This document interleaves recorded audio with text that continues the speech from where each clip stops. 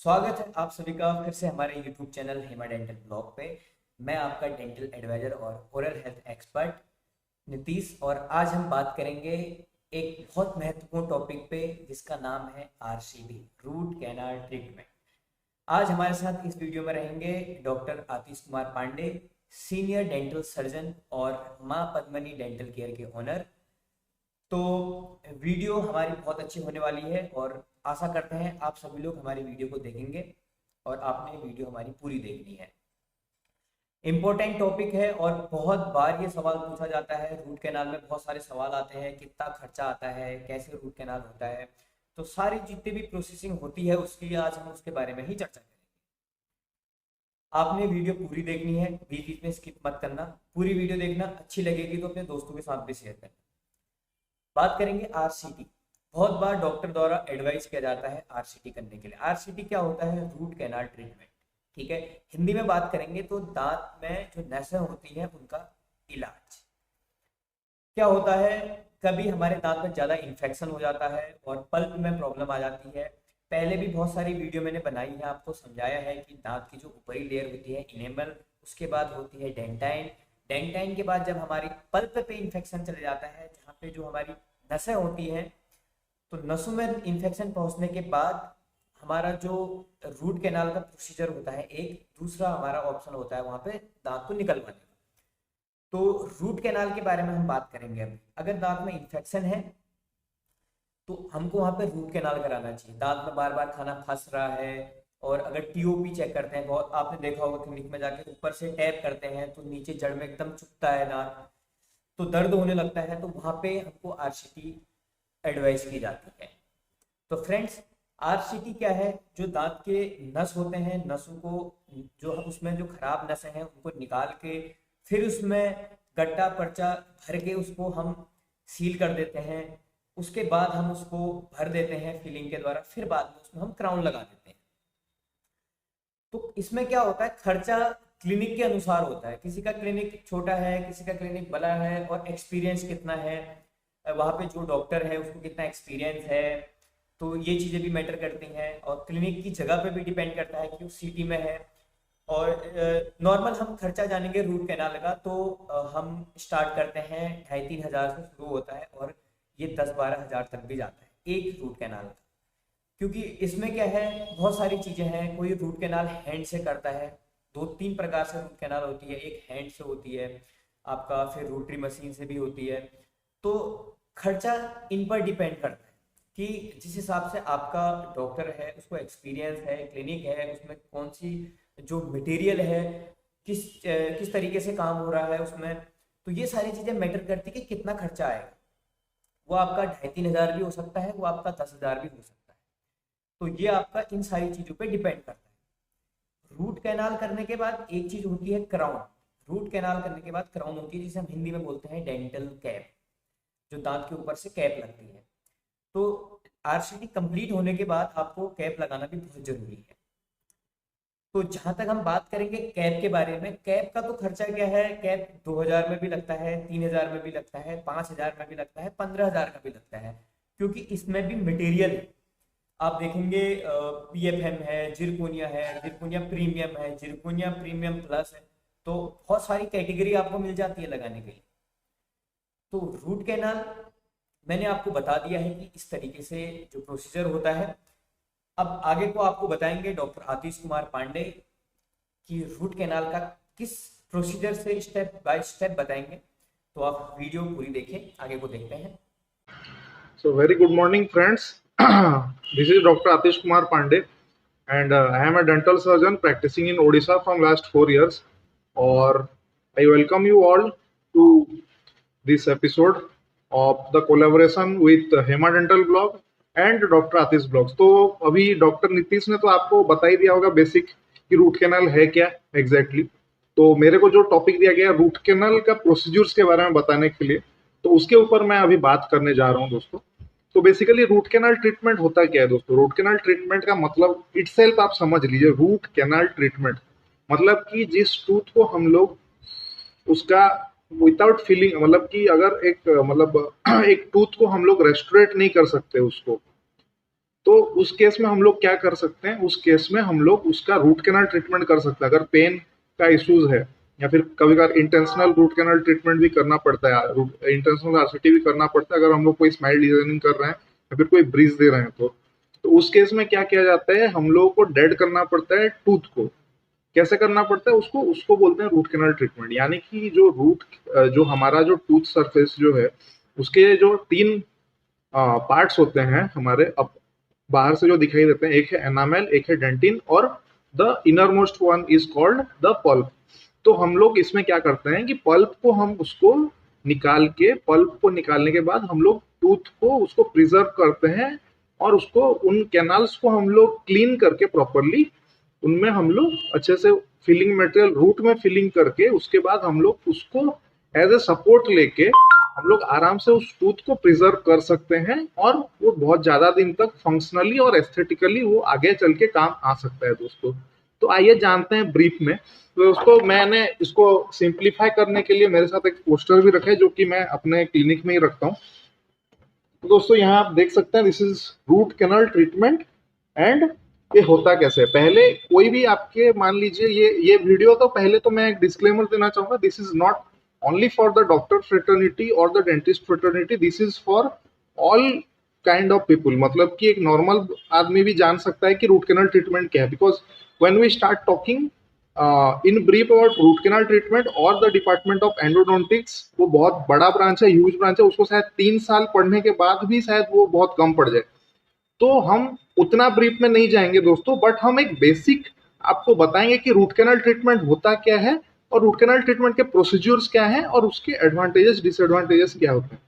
तो दोस्तों root canal treatment कब होता है, मान लीजिए कि अगर किसी को पेन है, तो पहले का जमाने में क्या होता था, पहले का जमाने में उसको टूथ को एक्सट्रैक्शन कर दिया जाता था ताकि पेन रिलीव हो जाए। बट उसका डिसएडवांटेज क्या होता था कि डिसएडवांटेज आगे चल के उस पर्सन को खाने में दिक्कत होती थी, और उसका फंक्शनलिटी भी चला जाता था, क्योंकि टूथ का मूवमेंट चेंज हो जाता था।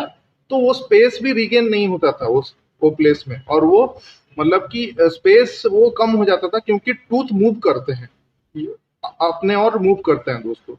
तो उस केस में एक नया प्रोसीजर है जिसको कि बोलते हैं रूट कैनल ट्रीटमेंट, और ये कोई नया नहीं है आज के डेट में, ये बहुत पुराना हो चुका है इंडिया में, और अभी और भी ज्यादा एडवांसेस आ चुके हैं रूट कैनल ट्रीटमेंट में।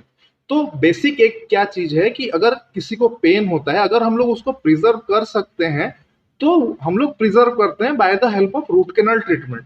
कैसे करते हैं, पहला स्टेप रूट कैनल ट्रीटमेंट का है दोस्तों, जैसे कि आप देख सकते हैं, मान लीजिए आपके टूथ में कोई कैविटी है और वो बहुत ज्यादा डीप है, हो सकता है वो डेंटिन का सरफेस में है, जो कि सेकेंड मोस्ट लेयर होता है, और या फिर वो पल्प को टच कर रहा है, यानी कि वो थर्ड यानी कि इनर मोस्ट लेयर को वो टच कर रहा है, तो आपको पेन या फिर बहुत सीवियर सेंसिटिविटी हो रहा है दोस्तों। तो उस केस में आप you can go for root canal treatment.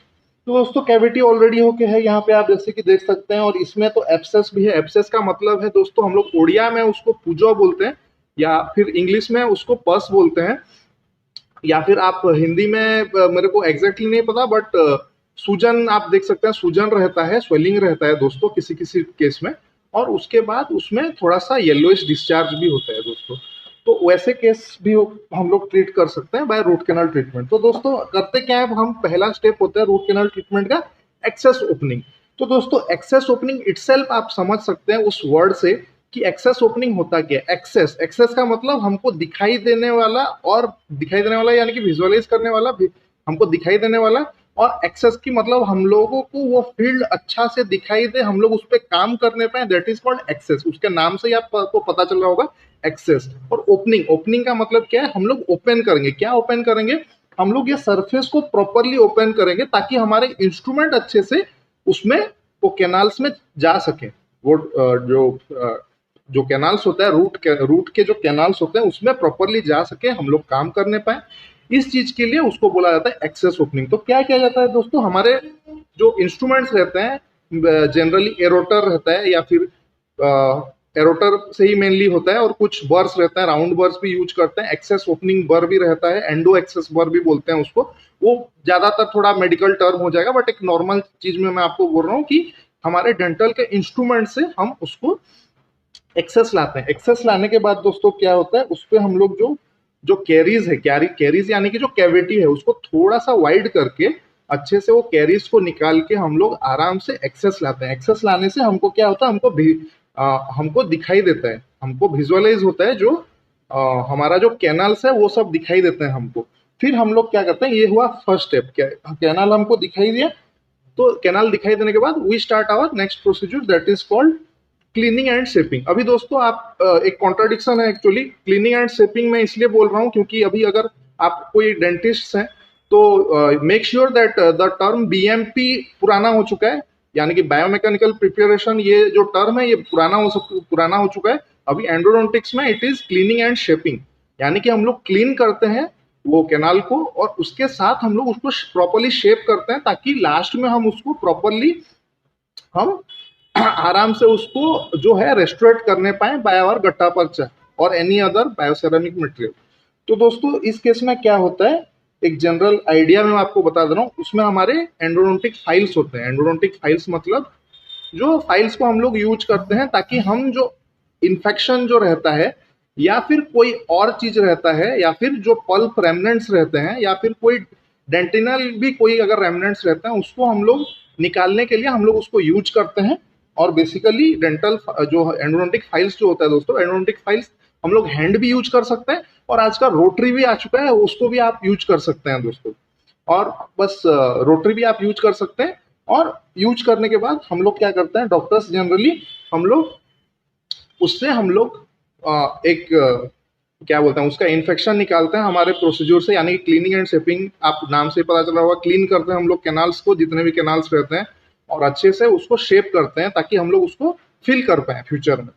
तो ये थोड़ा सा टाइम टेकिंग होता है, बट मैं आपको एक जनरल बोल दे रहा हूँ कि हम लोग और कुछ केमिकल्स भी यूज करते हैं इसमें, जैसे कि हमारा 17% ईडीटीए रहता है जो कि एक चिलेटिंग एजेंट है, उसको हम लोग यूज करते हैं ताकि वो कैनाल्स को अच्छे से आपका स्मूथ करने पाए।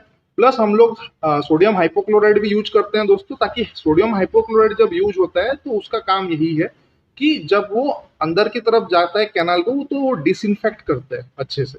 और उसके साथ हम लोग नॉर्मल सेलाइन में उसको मिला के हम लोग अच्छे से इरिगेट भी कर सकते हैं, ताकि क्योंकि कैनाल्स एक स्ट्रेट कैनाल नहीं होता है, बहुत सारे एक्सेसरीज कैनाल भी होते हैं, लेटरल कैनाल्स भी होते हैं। तो वहां जाने के बाद दोस्तों आराम से वो सब कैनाल्स भी डिसइंफेक्ट हो सकते हैं, इसलिए हम लोग करते हैं ताकि जितना कम परसेंटेज ऑफ इन्फेक्शन रहेगा दोस्तों उतना कम पेन रहेगा पेशेंट को। तो ये हो गया दोस्तों सेकंड प्रोसीजर। अभी आता है दोस्तों थर्ड प्रोसीजर, जिसको कि बोलते हैं हम लोग ऑब्चुरेशन बोलते हैं, या फिर आप अगर एक नॉर्मल आदमी है तो आप ये इतना बस समझ लीजिए कि ये बस रूट्स को फिलिंग करने का प्रोसीजर है। ऑब्चुरेशन का मतलब हम लोग रूट को फिल कर रहे हैं। रूट को किस किस मटेरियल से हम लोग फिल करते हैं दोस्तों, हम लोग एक बार एक्सेस ओपनिंग कर लिए, उसके बाद हम लोग इसको जो एंडोडोंटिक फाइल्स यूज करके हम लोग उसको प्रॉपरली क्लीनिंग एंड शेपिंग कर लिए। क्लीनिंग एंड शेपिंग करने के बाद दोस्तों हम लोग उसको फिल करते हैं। जनरली फिलिंग मटेरियल जो होता है वो जनरली गट्टा पर्चा होता है, वो एडल्ट केस में ही यूज होता है, मेनली गट्टा पर्चा। और बच्चों के केस में हम लोग और भी अलग अलग मटेरियल जैसे कि कैल्शियम हाइड्रोक्साइड विद आयोडोफॉर्म और भी बहुत अलग अलग चीज हम लोग यूज कर सकते हैं depending on the cases. But आपके लिए एक नॉर्मल जानने के लिए गट्टा पर्चा को यूज किया जाता है। जितना लेंथ हम लोगों का जो कैनाल का जो लेंथ जितना रहता है उसको हम लोग प्रॉपरली जब फिल करते हैं तो वो ज्यादा टाइम लास्टिंग करता है वो टूथ, और वो सपोर्ट भी देता है। तो सपोर्ट देने के बाद वो जब वो प्रॉपरली जो फिल हो जाता है तो कोई भी इन्फेक्शन नहीं रहता दोस्तों, और टूथ के कैनाल में कोई भी इन्फेक्शन नहीं रहता। जब इन्फेक्शन नहीं रहता है दोस्तों टूथ के कैनाल में तो प्रॉपरली एक आदमी आराम से चबा सकता है। और ये तीसरा प्रोसीजर है दोस्तों रूट कैनाल ट्रीटमेंट का। और अगर प्रॉपरली देखा जाए तो रूट कैनाल ट्रीटमेंट के बाद अगर टूथ सरफेस कम है तो पोस्ट भी डाला जाता है, पोस्ट एंड कोर किया जाता है, और उसके ऊपर एक टूथ प्रिपरेशन करने के बाद उसके ऊपर एक क्राउन देना भी जरूरी होता है। क्राउन या फिर आप नॉर्मल टर्म्स में उसको कैप भी बुलाते हैं बहुत लोग, बट अगर हम लोग डेंटल टर्म्स में बात करें तो it is a crown. It may be a PFM crown. Metal crowns पहले बहुत ज्यादा चलते थे, आजकल बहुत कम देते हैं लोग, दे भी सकते हैं, कोई वो बात नहीं है। और जिरकोनिया भी है क्राउन्स में आता है, तो वो अलग बात है। बट नॉर्मली देखा जाए तो 3 स्टेप होते हैं दोस्तों, एक है एक्सेस ओपनिंग, एक है क्लीनिंग एंड शेपिंग, और दोस्तों तीसरा है हमारा जो कि ऑब्चुरेशन। तो दोस्तों इसमें एंड होता है हमारा आज का टॉपिक जो है रूट कैनाल ट्रीटमेंट का प्रोसीजर्स के बारे में। होप आप सभी को दोस्तों कुछ इन्फॉर्मेशन मिला होगा। अगर आप एक मतलब डेंटिस्ट्री के स्टूडेंट हैं, बीडीएस हैं या फिर एमडीएस हैं या फिर कोई रिलेटेड भी हैं, मेडिकल फील्ड के भी हैं, तो आपको थोड़ा बेसिक नॉलेज मिला होगा रूट कैनाल ट्रीटमेंट के बारे में। और अगर आप कोई पेशेंट हैं या फिर कोई एक नॉर्मल आदमी है तब भी आपको कुछ ना कुछ समझ में आया होगा रूट कैनाल ट्रीटमेंट होता क्या है, क्यों किया जाता है रूट कैनाल ट्रीटमेंट को, और उसका एडवांटेजेस क्या है आपको सब समझ में आया होगा। Hope I could add some value in your life. So thank you so much. And आप जरूर वीडियो को लाइक कीजिए, सब्सक्राइब कीजिए दोस्तों। और डॉक्टर नीतीश का भी जो ब्लॉग है डॉक्टर हेमा डेंटल ब्लॉग, और मेरा भी जो चैनल है डॉक्टर आतिश ब्लॉग्स, हमारे दोनों चैनल को आप सब्सक्राइब कीजिए और लाइक कीजिए। और अगर आपको ज़्यादा अच्छा लगे तो आप शेयर भी कर सकते हैं। Thank you so much and have a great day head. Thank you so much.